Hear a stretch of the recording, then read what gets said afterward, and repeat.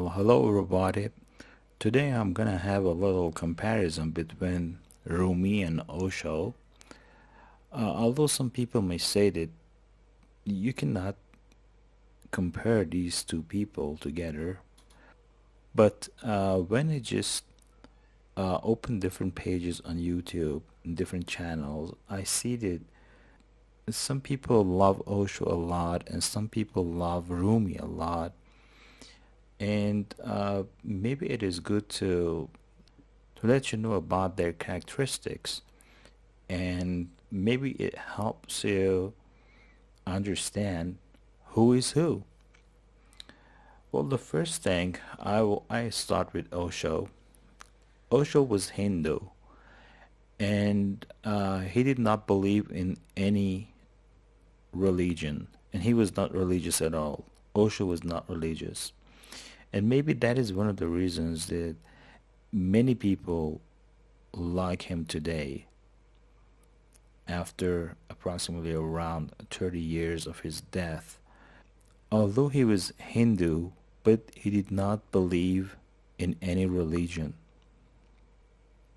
He always mentioned this issue that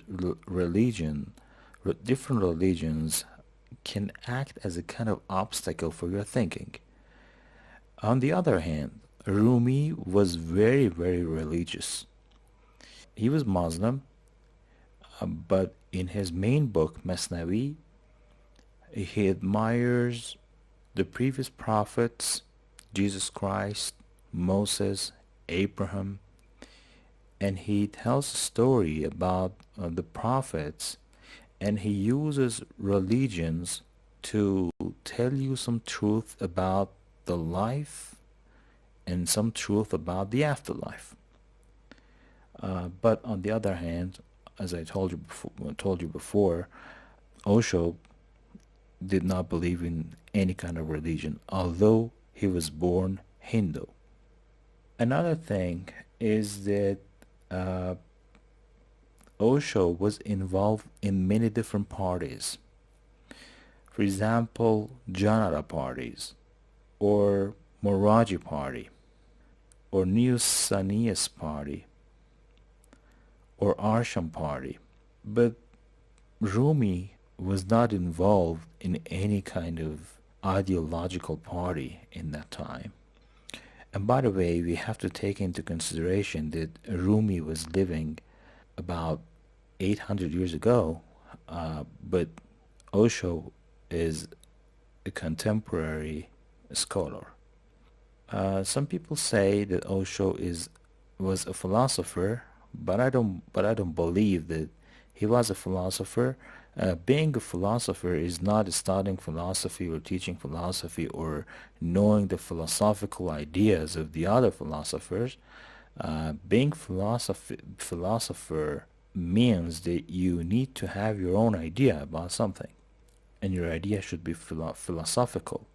Osho was more into meditation, and that meditation was somehow similar to the meditation that we had previously about 2000 years ago in Marcus Aurelius, one of the Greek philosophers. But Rumi does not care about meditation. What he says as meditation is how to meditate your soul. But we have the same thing in Osho as well, but Osho moves from the body to the soul.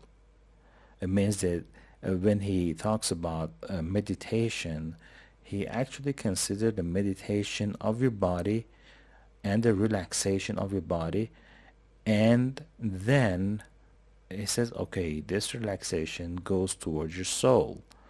But Rumi, on the other hand, works on the relaxation of your soul, and it is not necessarily by meditation.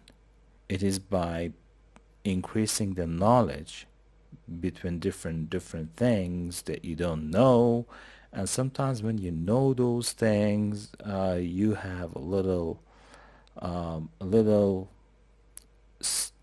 stress and anxiety and pain, and after that, you feel relaxed.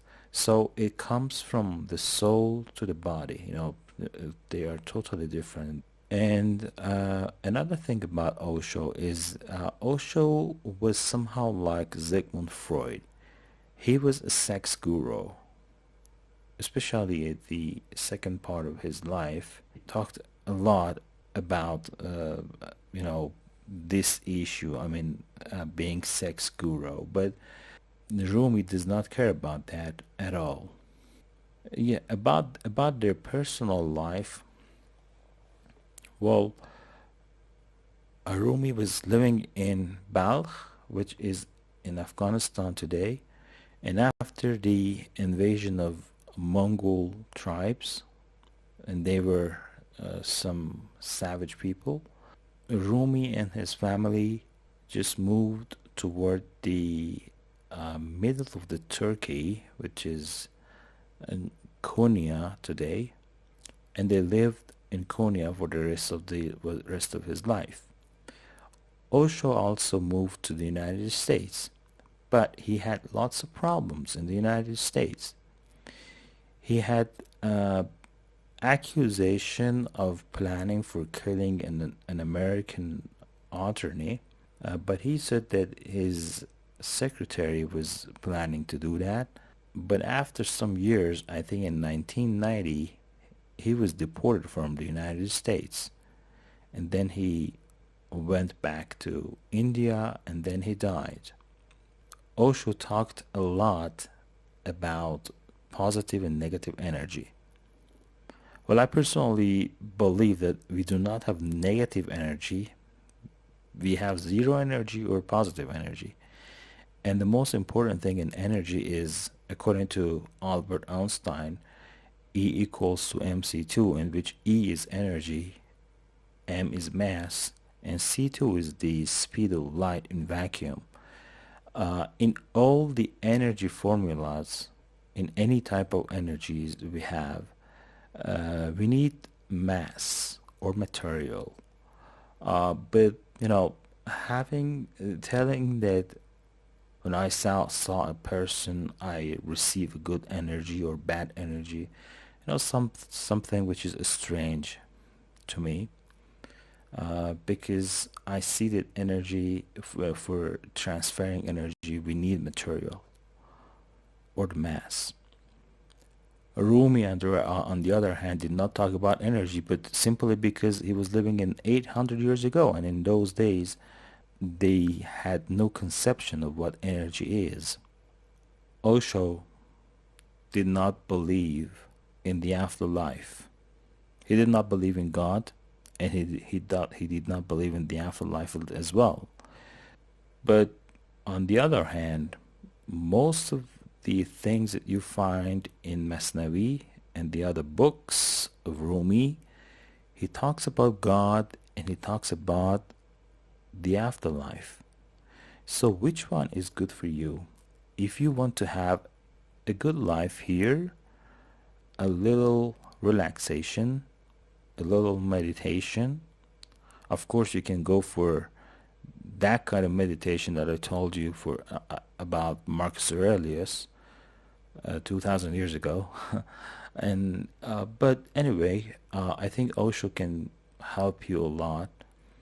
But if you want to go deeper, and if you believe in God, and you think that your soul will remain after you die, definitely Rumi is much better. Is much better than Osho and many other people. He's unique for the believers, and I should emphasize on this point, for the believers. So if you are a person like, I don't know, like Stephen Hawking, for example, he did not believe in God, and he said, okay, after the last activity of the brain, the death occurs, everything will vanish. If you are this type of person, I don't recommend you to follow Rumi. But if you think that your soul will remain after you die. Your soul will stay and will continue to live. In other words, this is, I mean, there is not just one word. I do recommend you to go for Rumi. Rumi can help you a lot. Osho says that, okay, you have to be a moral person. You have to take care of yourself. This is very important. On the other hand, Rumi says that you have to destroy yourself for the other people. So Rumi cares about humanity more than Osho. And as I told you before, Rumi does not care about sex, so he's not sex guru, unlike Osho. So these were the things that I thought that maybe it is good for you to know before you actually follow these guys, because when you study the books, you see that, okay, I like this and I like that too, but which one is correct? They are in complete paradox. And that is why I decided to record this video, to let you know about their differences and about their ideas. So if I want to conclude, I have to say again that Osho takes more care about meditation and your body and your soul in this world. On the other hand, Rumi does not care about meditation or these kind of things. He focuses on knowing more and gaining more knowledge. And when you gain more knowledge, well, it may have some consequences, like disturbing the mind, or anxiety, or stress, or feeling a little bit pain at the first. And I told you, Rumi emphasizes on destroying yourself for the sake of the other people. He cares about humanity of the whole universe and not just yourself. And he also thinks about the afterlife as well.